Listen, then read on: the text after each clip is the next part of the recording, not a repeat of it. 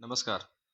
TAT secondary મેન્સની તૈયારી કરતા ગણિત વિજ્ઞાન વિષયના એસ્પિરન્ટ્સ મિત્રો, સ્વાગત છે તમારું આપણી પોતાની યુટ્યુબ ચેનલ વિદ્યાસંકુલ ગુજરાતીમાં. આજે આપણે ધોરણ 9ની પ્રશ્ન બેંક શરૂ કરવા જઈ રહ્યા છે. વિષય ગણિત. આપણે ઓલરેડી ધોરણ 10 અને ધોરણ 9 વિજ્ઞાન વિષય પ્રશ્ન બેંકમાં પૂર્ણ કરી દીધો છે. જો હજુ સુધી તમે જોયું નથી તો એની લિંક હું ડિસ્ક્રિપ્શન બોક્સમાં આપું છું, ત્યાંથી મેળવી લેજો. હવે આપણે શરૂ કરીએ આપણો આજનો લેક્ચર. તો કોમેન્ટ સેક્શનની અંદર #એજસર લખી આપજો, વિડીયોને એક લાઇક કરી આપજો. ચાલો આપણે શરૂ કરીએ. આજની પ્રશ્ન બેંકમાં સમાવેશ પ્રકરણ છે પ્રકરણ 1, 2, 3, 4 અને 5. ઇન ધ સેન્સ જૂનથી ઓગસ્ટ સુધીનો અભ્યાસક્રમ. ચાલો આપણે હવે સીધા પ્રશ્નો અને તેના જવાબ શરૂ કરીએ. Section A. સેક્શન એની અંદર આપણને પૂછ્યું છે કુદરતી સંખ્યાઓ એટલે કે નેચરલ નંબર્સને સમૂહને કયા ચિહ્નથી દર્શાવવામાં આવે છે? તો n. 7/8 7/8ની દશાંશ અભિવ્યક્તિ કઈ છે? તો એ શાંત આવશે. એનું રીઝન છે કે તમે ભાગાકાર કરશો તો જવાબ મળશે 0.875 એટલે શેષ શૂન્ય થઈ જશે.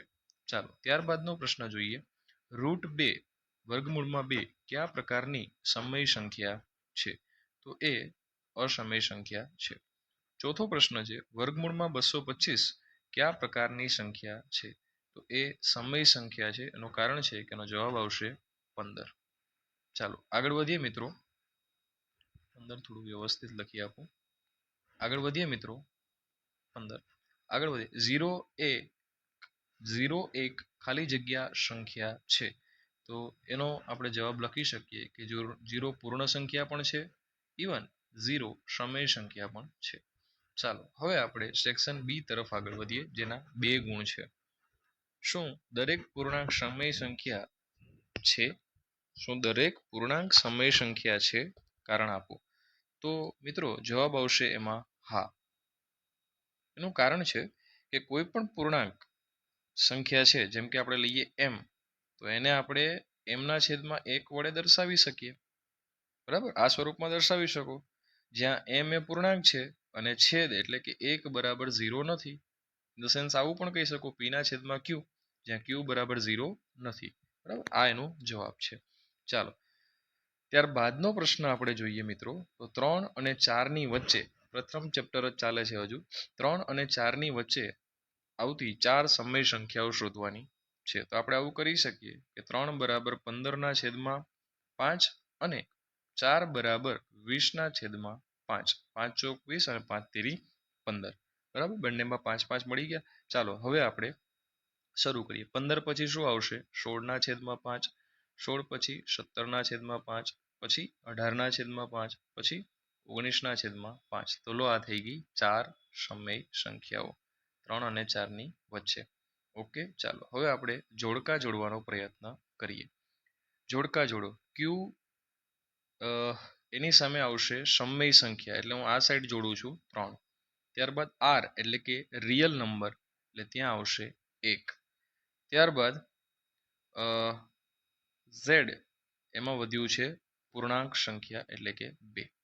ચાલો હવે આપણે કિંમત શોધવાની છે, એટલે હું 125 જે છે એની કિંમત શોધવાનો પ્રયત્ન કરું. તો 125 નો મતલબ થાય 5 નો ઘન √1/3. એનો મતલબ થાય 5 ની 3 ઘાત ગુણ્યા 1/3, એટલે ખરેખર જવાબ આવશે 3, એટલે કે માફ કરજો, એટલે કે 5. ચાલો હવે આપણે નીચેના પ્રશ્ન એટલે કે 5મા નંબરનો સાદુરૂપ આપવાનો પ્રયત્ન કરીએ. તમે જુઓ મિત્રો, તો 3 વત્તા વર્ગમૂળમાં 3 અને 3 માઇનસ વર્ગમૂળમાં 3.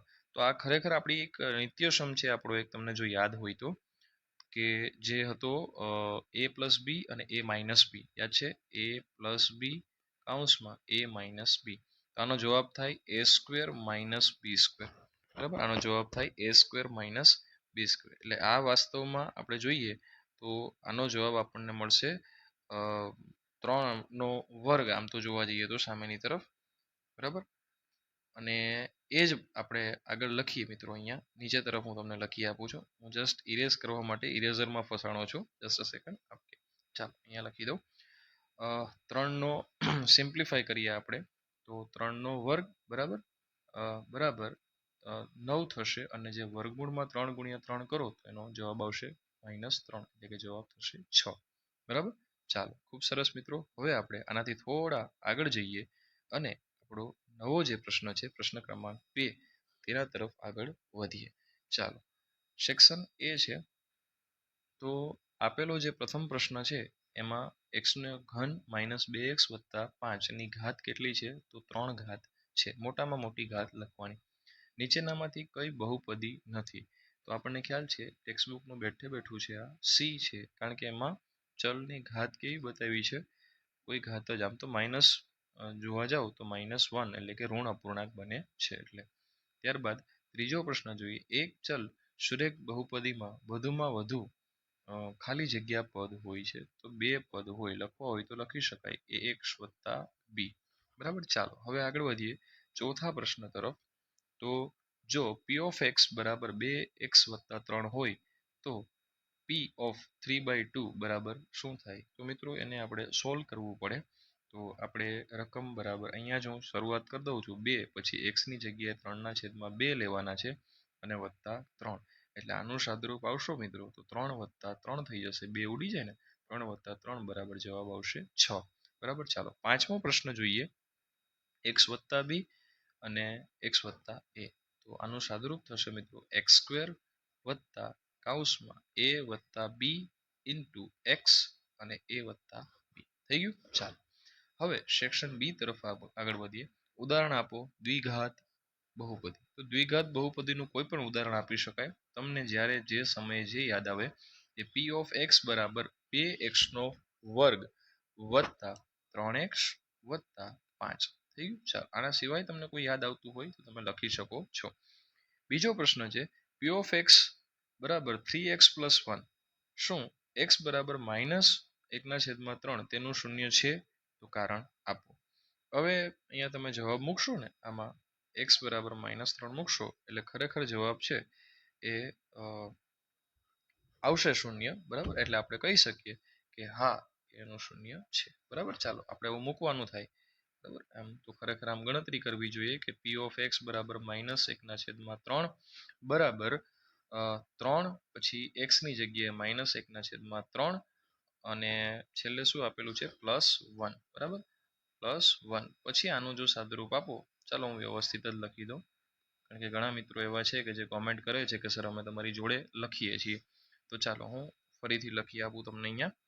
ઓકે. ચાલો બીજો પ્રશ્ન જે છે બીજો પ્રશ્ન એને હું અહીંયા સોલ્વ કરું છું હા પછી આગળ p of x એટલે p of 1 -1/3 બરાબર 3 પછી કૌંસમાં 1/-3 અને +1 એટલે આ ઉડશે તો થશે -1 અને +1. બરાબર. એટલે જવાબ શૂન્ય થઈ જશે એટલે આપણે કહી શકીએ કે હા. ચાલો પછી આપણે જોડકા જોડવાનો પ્રયત્ન કરીએ. સુરેખ બહુપદી આપણને પૂછી છે તો 3x + 1 છે એ સુરેખ બહુપદી છે. આ જે છે આ એ સુરેખ બહુપદી છે. ચાલો ત્યારબાદ દ્વિઘાત બહુપદી પૂછી છે તો આ દ્વિઘાત બહુપદી છે અને આ ત્રિઘાત બહુપદી છે. ચાલો હવે આપણે આગળ વધીએ. 2x + 1 નો હોલ ઘન આપ્યો છે આપણને 2x + 1 નો ઘન તો એનું વિસ્તરણ કરવાનું આપણને કીધું છે. તો મિત્રો અહીંયા આપણે a + b નો ઘન જે આપણું સમીકરણ છે એનો આપણે ઉપયોગ કરી શકીએ. તો ખરેખર a + b નો ઘન એટલે શું થાય તો કે a નો ઘન + 3a² b + 3ab² + b નો ઘન આવી રીતના આપણે વર્ગમૂળ કરવાનું છે. તો ચાલો આપણે એક વખત પ્રયત્ન કરી જોઈએ કે શું આપણે આનું વર્ગમૂળ કરી શકીએ છીએ. તો ચાલો શરૂ કરીએ. તો આપણે એ જ સૂત્ર પ્રમાણે 2x નો ઘન મૂકીએ પ્લસ આપણે મૂકીએ 3 પછી કૌંસમાં 2x નો વર્ગ પછી કૌંસમાં 1 એને વત્તા 3 કૌંસમાં 2x પછી 1 નો વર્ગ આવી રીતના કરીએ વત્તા હજુ એનું કન્ટિન્યુ સ્ટેપ બાકી છે વત્તા 1 નો ઘન. બરાબર. આ આપણું વિસ્તરણ થશે અને હવે એનો જવાબ આપણે નીચે તરફ લખીએ તો 3 દુ 6 અને અહીંયા આપણે લખી શકીએ માફ કરજો 2 છે 2 નો ઘન 8 થાય એટલે 8x નો ઘન વત્તા હવે હું આનું વિસ્તરણ કરું છું આનું તો 2 નો વર્ગ 4 થશે એટલે 4 તેરી 12 અને 1 12 એટલે 12x નો વર્ગ થશે. ત્યારબાદ હું આનું વિસ્તરણ કરું છું, 3 દુ 6 થશે અને 1 નો વર્ગ 1 થશે એટલે વત્તા 6x અને આ 1 નો ઘન 1 થશે. તો આ થઈ ગયું મિત્રો આપણું વાસ્તવિક વિસ્તરણ. તો આવી રીતના આપણને વિસ્તરણનો દાખલો પૂછાય તો આપણે લખી શકીએ છીએ. એના પછી 5મો પ્રશ્ન આપણને પૂછ્યો છે કે અવયવ પાડો.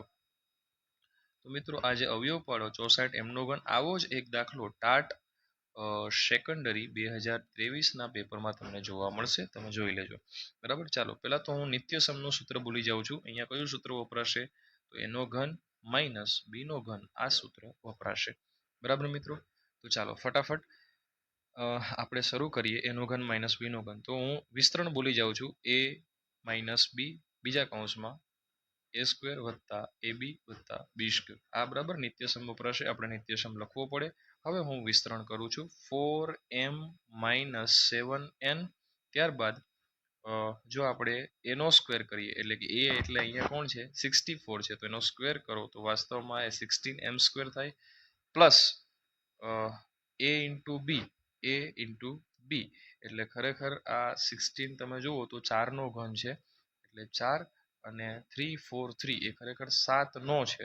બરાબર, તો આપણે શું કરીએ 7 ચોક 28 એટલે 28 mn 28 mn વત્તા 7 નો વર્ગ એટલે કે 49 n નો વર્ગ. તો આવી રીતના મિત્રો આપણે વિસ્તરણ કરી શકીએ છીએ. ચાલો હવે આપણે અવયવ પાડવા એટલે કે સેક્શન ડી તરફ પહોંચી ગયા છે. જો અહીંયા વચ્ચે દેખાણું જ નથી, આપણે એટલું બધું ગંદુ ભરી દીધું છે. સેક્શન ડી અહીંયા આપેલો છે. ચાલો હવે આપણે નીચે સેક્શન ડી તરફ આગળ વધીએ. બરાબર, હજુ તો મિત્રો 5 પેજ જ પૂરા થયા છે, થોડો લેક્ચર લાંબો નીકળશે.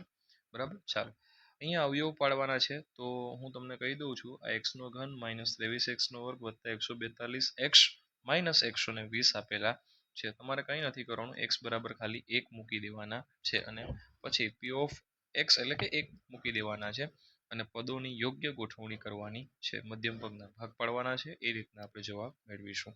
ચાલો, કારણ કે આ બધું ગણીશ તો મિત્રો લેક્ચર ઘણો લાંબુ થશે એટલા માટે.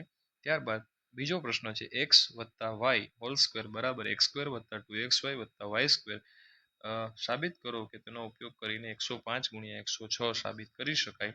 તો મિત્રો તમે સાબિત કરશો તો હું અહીંયા જવાબ લખી આપું છું, 11130 જવાબ આવશે.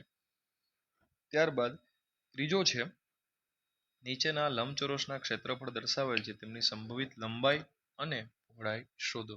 તો મિત્રો અહીંયા તમને પ્રથમ જે દાખલો આપ્યો છે એની તમને સંભવિત લંબાઈ જે છે એ 5a-3 મળશે અને એની જે સંભવિત પહોળાઈ છે એ 5a-4 મળશે. પ્રયત્ન કરજો. અને બીજો જે દાખલો આપ્યો છે એમાં તમને 5y+4 એની સંભવિત લંબાઈ મળશે અને પહોળાઈ જે છે એ 7y-4 મળશે. ચાલો એના પછી નંબર ચોથો દાખલો છે, p of x બરાબર x square minus 5x plus 6 નું અવયવીકરણ કરવાનું છે. તો મિત્રો આના તમારે ખાલી અવયવીકરણમાં ભાગ જ પાડવાના છે, એવું બધું કંઈ ખાસ. જો અહીંયા 6 આપેલા છે તો 3 દુ 6 થાય અને 3 ને 2 5 થાય એટલે આ સંખ્યા સેટિસ્ફાઈડ થઈ જશે. ઇન ધ સેન્સ તમારો જવાબ આવશે x-3 અને કૌંસમાં x-2. ચાલો ત્યારબાદ પાંચમો ઇમ્પોર્ટન્ટ દાખલો છે, સાબિત કરો કે x વત્તા 2 એ x નો ઘન વત્તા 3x નો વર્ગ વત્તા 5 નો એક અવયવ છે. બરાબર, તો તમારે કાંઈ નથી કરવાનું, આ x વત્તા જે 2 આપેલા છે એમાં x ને સૂત્રનો કરતા બનાવો એટલે x બરાબર -2 થાય. હવે અહીંયા -2 નો ઘન વત્તા 3 -2 નો વર્ગ વત્તા 5 આવું કરી દેવાનું છે. બરાબર, એટલે આનું સાદુરૂપ આપતા જશો એટલે વાસ્તવમાં તમને જવાબ મળશે અને શેષ શૂન્ય આવશે એટલે તમે કહી શકો કે આનો અવયવ છે. બરાબર, ચાલો હવે આપણે પ્રકરણ 3 તરફ આગળ વધીએ. બરાબર, ચાલો પ્રશ્ન નંબર 3 સેક્શન એ છે, દરેકનો એક ગુણ છે. ચાલો, બિંદુ -3 અને 5 એ કયા ચરણમાં આવેલા હોય? તો બીજા ચરણમાં, કારણ કે પ્રથમ ચરણમાં બંને ધન હોય, બીજા ચરણમાં એક ઋણ અને એક ધન હોય છે. ચાલો ત્યારબાદ બીજો પ્રશ્ન છે, ખાલી જગ્યા ભરો. x અક્ષ પર આવેલા બિંદુના યામ હંમેશા ખાલી જગ્યાના સ્વરૂપમાં હોય છે. તો મિત્રો એ હંમેશા x અને 0 ના સ્વરૂપમાં હોય છે. x અક્ષ એકલો જ પૂછ્યો છે એટલે y0 થઈ જાય. 4 0 એ ક્યાંક, તો એ પણ x અક્ષ જ હોય, y0 થઈ ગયું. ઉગમ બિંદુના યામ 0 0 હોય. ત્યારબાદ પાંચમું, સાચું કે ખોટું, બિંદુ 3, 4 અને બિંદુ 4, 3 એક જ બિંદુ છે? તો ના મિત્રો, એ અલગ અલગ છે, ખોટું છે, કારણ કે આ એક્સ વાય છે અને આ એક્સ વાય છે. બરાબર, અલગ બદલી ગયા એટલા માટે. ચાલો આગળ વધીએ સેક્શન સી તરફ. દરેકના 3 ગુણ છે અને આ મોટા દાખલા થશે. ચાલો, એક લંબચોરસની લંબાઈ અને પહોળાઈ અનુક્રમે 5 અને 3 એકમ છે. શિરોબિંદુ એક શિરોબિંદુ ઉગમ બિંદુ છે લાંબી બાજુ એક્સ અક્ષ પર અને એક શિરોબિંદુ ત્રીજા ચરણમાં આવેલું હોય તો લંબચોરસના શિરોબિંદુના યામ લખો. એટલે વાસ્તવમાં મિત્રો જો એક તો 0, 0 છે, કહી દીધું છે. બીજું અહીંયા આપેલું છે -5, 0. ત્રીજું તમે લખી શકો -5, -3. બરાબર, અને ચોથું તમે લખી શકો 0 અને -3. શાંતિથી સમજવાનો પ્રયત્ન કરજો તો સમજાઈ જશે. ચાલો, દરેક ચરણના યામના ચિહ્નો જણાવવાના છે. તો પ્રથમ ચરણ હોય તો પ્લસ પ્લસ હોય, બીજું ચરણ હોય તો માઇનસ પ્લસ હોય, ત્રીજું ચરણ હોય તો બંને માઇનસ હોય, અને ચોથું ચરણ હોય તો પેલું પ્લસ બીજું માઇનસ હોય છે. ચાલો, થઈ ગયું મિત્રો. દરેક યામના ચરણ અહીંયા આપણે નિશાનીઓ લખી દીધી છે. આને હું ઇરેઝ કરી દઉં. ચાલો, હવે આપણે નેક્સ્ટ પ્રશ્ન તરફ આગળ વધીએ અને એ છે આપણો પ્રશ્ન ક્રમાંક ત્રીજો. બિંદુ P ઓફ -7 અને 9 અને Q 9 અને -7 ના કોટી અને ભુજ લખવાના. જો કોટી એટલે હંમેશા x થાય અને ભુજ એટલે y થાય. તો પ્રથમ જે કોટી છે -7 અને 9, અને બીજાની અંદર Q ની વાત કરું તો એમાં કોટી છે 9 અને ભુજ છે -7. થઈ ગયું મિત્રો. ચાલો, આ હતો ત્રીજાનો જવાબ. હવે ચોથો પ્રશ્ન જોઈએ. ઉગમ બિંદુથી 6 એકમ ભુજ અને 5 એકમ કોટી ધરાવતા બિંદુના નામ લખવાના છે. કોટી ધરાવતા બિંદુના લખવાના છે. તો અહીંયા હું તમારા માટે જવાબ લખી દઉં છું. સમજાવીશ તો એમાં ઘણો ટાઈમ લાગશે ગ્રાફ દોરીને. તમે એટલીસ્ટ ટ્રાય કરજો કે તમે સમજી શકો. બરાબર, અને છેલ્લે છે 5 અને -6. ચાલો, થઈ ગયું મિત્રો. ચાલો, આ ત્રીજાનો જવાબ હતો જેને હું ઇરેઝ કરું છું. હવે આપણે પાંચમા પ્રશ્ન તરફ આગળ જઈએ. નીચેના બિંદુઓ કયા ચરણમાં આવે છે તે તમારે જણાવવાનું છે. જો આ છે બંને માઇનસ છે એટલે ત્રીજા ચરણમાં આવશે. ત્યારબાદ એક પેલું છે પ્લસ છે એટલે કે એક્સ પ્લસ છે અને બીજું માઇનસ છે એટલે એ આપણા ચોથા ચરણની અંદર આવશે. અને આ છે આપણા બીજા ચરણની અંદર આવશે. ઓકે મિત્રો. ચાલો, હવે ચોથો પ્રશ્ન. દરેકનો 4 ગુણ છે અને આ ખરેખર લાંબા દાખલા થઈ જાય. હવે ચાલો, તમે આને દોરશો અને બનતી આકૃતિનું નામ તમારે લખવાનું છે. તો તમે દોરજો એટલે બનશે સમલંબ ચતુષ્કોણ, ટ્રેપેઝિયમ બનશે, સમલંબ ચતુષ્કોણ. ચાલો, એના પછી બિંદુ આપ્યા છે ને તમારે ચરણ જણાવવાના છે. તો ચાલો ફટાફટ બોલતો જાઉં. આનો બીજું ચરણ છે -3 અને જે 4 છે એ માફ કરજો, આ બંને પ્લસ છે એટલે પ્રથમ ચરણ છે. એક જ મિનિટ. ઓકે, ચાલો પેન ચેન્જ કરીએ અહીંયા.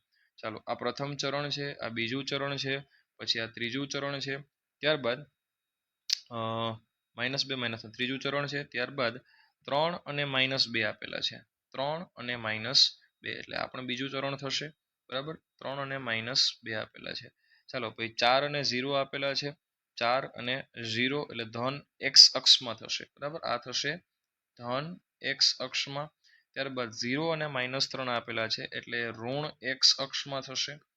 ત્યારબાદ -4 અને 0 આપેલા છે તો એ ઋણ એક્સ અક્ષમાં થશે. અને 0 અને 3 આપેલા છે તો એ ધન વાય ની અંદર થશે. બરાબર, એક વખત જોઈ લઈએ. આ પ્રથમ ચરણમાં આવશે જે પહેલા આપેલું છે. માઇનસ અને બીજા ચરણમાં આવશે. -2 -3 છે ત્રીજા ચરણમાં. 3 અને આ -2 છે એટલે એ આપણા બીજા ચરણની અંદર જ થશે. બરાબર છે. ચાલો, 3 અને -2. બરાબર. ચાલો મિત્રો, હવે આપણે આગળ વધીએ છીએ. આ ત્રીજા ચરણમાં થશે, માફ કરજો. બરાબર, ચાલો આગળ વધીએ બીજા ચરણમાં. હવે મિત્રો આપણે ફટાફટ આગળ જઈએ. તો ત્રીજું જે આપણું આપેલું છે એને આપણે જોઈએ. આપેલ આલેખ પરથી નીચેના વિધાનો પૂરા કરવાના છે. આ ટેક્સ્ટ બુકનો બેઠો દાખલો છે મિત્રો. બરાબર, ચાલો ધ્યાન આપો. ત્રીજો દાખલો ફટાફટ. બિંદુ બી ના કોટી અને ભુજ અનુક્રમણે તમે આમાંથી જોઈ અને સોલ્વ કરવાના છે. એટલે હું તમારા ઉપર છોડું છું કારણ કે વિડીયો ઘણો લાંબો થઈ જશે. આલેખ પરથી વિધાન પૂરા કરવાના છે. બેઠે બેઠું તમને ટેક્સ્ટ બુકમાં મળશે. એક્ઝેક્ટ બેઠા દાખલા છે. ચાલો, અને આ વખતે આપણે પણ આશા રાખીએ કે આવા જ દાખલાઓ અને આવા જ પ્રશ્નો આપણને પણ પૂછાય. થઈ ગયા મિત્રો 5 પ્રશ્નો. ચાલો, હવે આપણે સેક્શન એ તરફ આગળ વધીએ. સમીકરણ x + y, બીજું આપણે દ્વિચલ સુરેખ સમીકરણ પહોંચી ગયા છે. આ કયું સમીકરણ છે? તો જવાબ છે દ્વિચલ સુરેખ સમીકરણ. બીજો પ્રશ્ન છે ખાલી જગ્યા ભરો. ax + by + c = 0 સ્વરૂપનું સમીકરણ જ્યાં a અને b બંને શૂન્ય ન હોય તેને ખાલી જગ્યા કહેવામાં આવે છે. તો એને દ્વિચલ સુરેખ સમીકરણનું પ્રમાણિત સ્વરૂપ કહેવામાં આવે છે. ચાલો ત્રીજું મેળવો x બરાબર -5 બરાબર. તો એ y અક્ષને સમાંતર રેખા થશે બરાબર. y અક્ષને સમાંતર રેખા થશે. હવે તો ખરેખર y અક્ષ તો અહીંયા આપ્યો જ નથી બરાબર. ચાલો આપણે બીજું જોઈએ y બરાબર 0. તો એ x અક્ષનું સમીકરણ આવું કરી દઈએ બરાબર. પછી આ જે ત્રીજું આપેલું છે ને એ દ્વિચલ સુરેખ સમીકરણ છે. આ જે છે દ્વિચલ સુરેખ સમીકરણ છે. અહીંયા આપણે આને y અક્ષ બનાવી અને એને પેલાનો જવાબ આપી દઈએ બરાબર. ચાલો થઈ ગયું. ઓકે. હવે ચોથું છે દ્વિચલ સુરેખ સમીકરણને હંમેશા અનન્ય ઉકેલ હોય ના, ખોટી વાત છે. તેને અનંત ઉકેલ હોય, અનન્ય ન હોય. શું હોય? અનંત ઉકેલ હોય. ચાલો પાંચમું જોઈએ. બંને બાજુ સમાન શૂન્યેતર સંખ્યા વડે ગુણાકાર કરવાથી સુરેખ સમીકરણનો ઉકેલ બદલાય છે. ના, બદલાતો નથી, સમાન જ રહે છે. ચાલો હવે હું 3 માર્કના જે છે મિત્રો એ તમારા ઉપર છોડું છું. આના 4 ઉકેલ શોધવાના છે, બીજો અને ત્રીજો. મોસ્ટ ઓફ બધા જ દાખલા ટેક્સ્ટબુકના છે એટલે કોઈ ચિંતા કરવાની જરૂર નથી. ચોથો અને પાંચમો થઈ ગયું મિત્રો. ચાલો હવે લાસ્ટ પેજ બાકી છે એટલે વિડીયો બહુ લાંબો નહીં થાય. ચાલો ફટાફટ જોઈએ સેક્શન એ તરફ. પિરામિડની બાજુની સપાટીઓ કેવી હોય છે? તો ત્રિકોણાકાર હોય છે. ત્યારબાદ બીજો પ્રશ્ન જોઈએ આપણે. એક બિંદુમાંથી બીજા બિંદુમાં સુધી થઈને પસાર થતી એક સીધી રેખા દોરી શકાય છે. તો આ છે યુક્લિડની પૂર્વધારણા 1. યુક્લિડની પૂર્વધારણા પહેલી બરાબર. ચાલો બિંદુને ખાલી જગ્યા પરિમાણ હોય છે 0. સાચું કે ખોટું? બે અલગ અલગ રેખાઓને એક કરતાં વધુ સામાન્ય બિંદુ હોઈ શકે છે. ખોટું. એનું કારણ છે કે વધુમાં વધુ એક જ હોય બરાબર. વધુમાં વધુ કેટલા હોય? એક. ચાલો પાંચમો. સિંધુ ખીણની સંસ્કૃતિના બાંધકામમાં ઉપયોગમાં લેવામાં આવતી ઈંટોના પરિમાણનો ગુણોત્તર કેટલો હતો? 4:2:1 હતો. આ થિયરીમાં લખવું છે બરાબર, લખેલું છે થિયરીમાં. લંબાઈ, પહોળાઈ અને ઊંચાઈ બરાબર. ખાસ યાદ રાખજો થિયરીમાંથી. સેક્શન બી જોઈએ મિત્રો. રેખાખંડ અને સમાંતર રેખાની વ્યાખ્યા છે યુક્લિડની પૂર્વધારણા 4 બરાબર. ચોથી પૂર્વધારણા મોસ્ટ આઈએમપી છે ચોથી, એટલા માટે બધા જ કાટખૂણા એકબીજા સાથે સમાન થાય છે. બધા જ કાટખૂણા એકબીજા સાથે સમાન થાય છે. ચાલો ત્યારબાદ ત્રીજું સાબિતી આપવાની છે બરાબર. અને ચોથો અને પાંચમો પ્રશ્ન બરાબર. યુક્લિડના કોઈ પણ 2 સ્વયં સિદ્ધાંતો આપણે કોમેન્ટ સેક્શનમાં જણાવજો. ટોટલ કેટલા સ્વયં સિદ્ધાંતો છે? તમારા 2 લખવાના છે બરાબર. ચાલો અહીંયા આપણે લેક્ચર પૂરો કરીએ છીએ. આના સિવાય આપણી પાસે એક બીજી પ્રશ્ન બેંક છે ધોરણ 9ની, જેમાં આવી